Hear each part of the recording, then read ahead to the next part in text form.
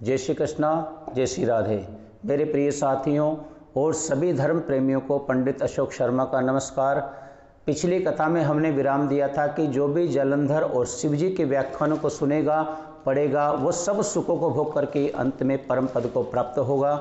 आगे की कथा इस प्रकार से है कि राजा पृथु ने देवर्षि नारद जी से कहा कि हे नारद जी, आप कृपा करके मुझको ये बतलाइए कि वृंदा को मोहित करके विष्णु जी ने क्या किया और फिर वह कहाँ पर गए। जब सब देवता स्तुति करके मौन हो गए तो भगवान शंकर ने प्रसन्न होकर के देवताओं से कहा कि हे ब्रह्मा आदि देवताओं, जालंधर तो मेरा ही अंश था और मैंने उसे तुम्हारे लिए ही मारा है। यह तो मेरी एक सांसारिक लीला थी, फिर भी आप लोग सत्य कहिए कि इससे आप सुखी हुए या नहीं। तब ब्रह्मादि देवताओं के नेत्र हर्ष से खुल गए और उन्होंने शिव जी को प्रणाम करके विष्णु जी का सब वृतांत कह सुनाया, जो उन्होंने बड़े प्रयत्न से वृंदा को मोहित किया था तथा वह अग्नि में प्रवेश करके परम गति को प्राप्त हुई। देवताओं ने ये भी कहा कि तभी से वृंदा की सुंदरता पर मोहित हुए विष्णु जी उनकी चिता की राख लपेटे हुए इधर उधर घूमते हैं। अतः आप उन्हें समझाएं, क्योंकि यह चराचर प्रकृति आपके अधीन है। देवताओं से यह सब सुनकर के शंकर जी ने उन्हें अपनी दुस्तर माया समझाई और कहा कि ये सारा जगत उसी के अधीन है और उसी से मोहित विष्णु भी काम के वश में हो गए हैं। परंतु महादेवी उमा त्रिदेवों की जननी, सबसे परे वह मूल प्रकृति परम मनोहर वही गिरिजा भी कहलाती है। विष्णु का मोह दूर करने के लिए आप सब उनकी शरण में जाइए। यदि वह प्रसन्न हो जाएंगे तो आपका सब काम हो जाएगा।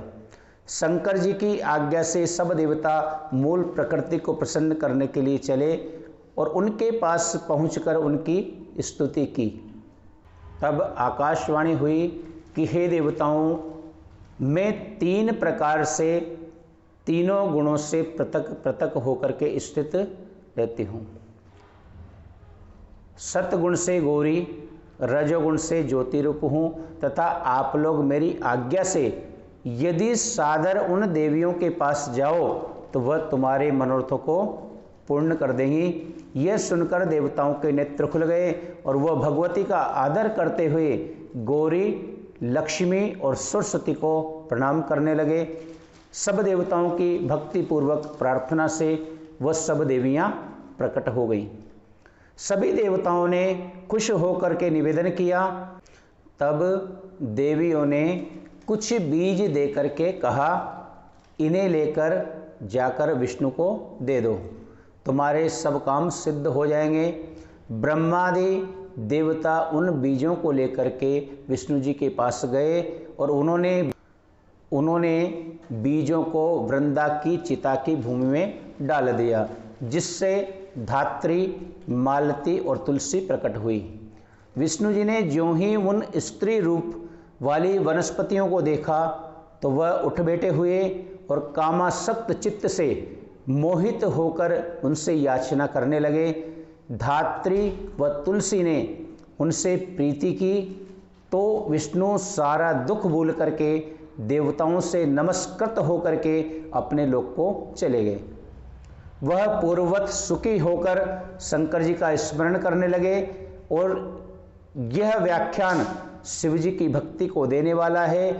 तत्पश्चात देवर्षि नारद ने राजा पृथु से कहा कि हे राजन, इसी कारण से उद्यापन में तुलसी की जड़ में भगवान विष्णु की पूजा करना चाहिए। तत्पश्चात देवर्षि नारद ने राजा पृथु से कहा कि हे राजन, इसी कारण से उद्यापन में तुलसी की जड़ में भगवान विष्णु की पूजा की जाती है। तुलसी का मूल प्रदेश भगवान विष्णु को प्रसन्न करने वाला है। हे राजन, तुलसी का पौधा जिस घर में विद्यमान है वो घर तीर्थ समान है और उस घर में यमदूत कभी भी नहीं आते। यह पौधा सब पापों का नाश करने वाला है और अभिष्ट फलों को देने वाला है। जो भी मनुष्य तुलसी का पौधा लगाता है वह यमराज को कदापि नहीं देखता। भगवान नंदी का दर्शन, गंगा का स्नान और तुलसी के पौधे का संसर्ग, ये तीनों ही एक जैसे पुण्यप्रद हैं।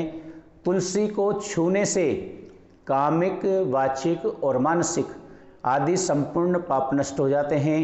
जो प्राणी तुलसी के दल से भगवान विष्णु का पूजन करते हैं वह पुनः गर्भ में नहीं आते और निसंदेह जीवन मुक्त हो जाते हैं।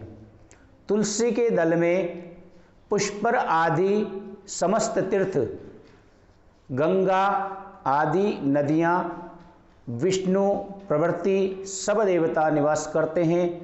तुलसी जी के पौधे के पास में जो अपना प्राण विसर्जन करता है वह चाहे कितना भी बड़ा पापी क्यों न हो, उसे यमराज के दर्शन कदापि नहीं होते। हे राजन, जो लोग तुलसी के काष्ठ का चंदन लगाते हैं वह सहज ही मोक्ष पद को प्राप्त होते हैं। उनके द्वारा किए गए पाप उनके शरीर को स्पर्श नहीं कर पाते हैं। हे राजन, जहाँ तुलसी के वन की छाया हो वहाँ पर पितरों का श्राद्ध करना चाहिए और वहाँ पर पितरों के निमित्त दिया हुआ दान हमेशा के लिए अक्षत होता है। आंवले के वृक्ष की छाया में जो प्राणी पिंडदान करते हैं उनके पितर यदि नरक यातना भी भोग रहे हों तो वो भी मुक्ति को प्राप्त हो जाते हैं। सिर, हाथ, मुंह और देह में जो आंवले को धारण करता है उनको विष्णु रूप जानना चाहिए। आंवले के फल और तुलसी के दलों को पानी में डाल करके जो प्राणी स्नान करता है उन्हें गंगा स्नान का फल प्राप्त होता है। जो मनुष्य आंवले के पत्तों और फलों से देवताओं का पूजन करते हैं उन्हें स्वर्ण मणि और मोतियों द्वारा पूजन का फल प्राप्त होता है। कार्तिक मास में सब तीर्थ, ऋषि, देवता और जब सूर्य तुला राशि में होता है आंवले के वृक्ष में वास करते हैं। जो मनुष्य कार्तिक मास में द्वादशी तिथि को तुलसी दल और आंवले का पत्ता तोड़ता है वह रौरव नरक में वास करता है। जो कार्तिक में आंवले की छाया में बैठ करके भोजन करता है उसके संसर्ग से सब दोष नष्ट हो जाते हैं। कार्तिक में जो आंवले की जड़ में विष्णु जी का पूजन करता है उसे श्री विष्णु क्षेत्रों का पूजन का फल प्राप्त होता है। आंवले और तुलसी के महत्ता का वर्णन करने में श्री ब्रह्मा जी भी असमर्थ हैं। इसलिए धात्री और तुलसी जी की जन्म कथा सुनने से मनुष्य अपने वंश सहित भक्ति पद को प्राप्त होता है। आज की कथा हम यहीं पर विराम कर रहे हैं और आगे की कथा अगले वीडियो में आपको श्रवण करने के लिए प्राप्त होगी। जय श्री कृष्णा, जय श्री राधे।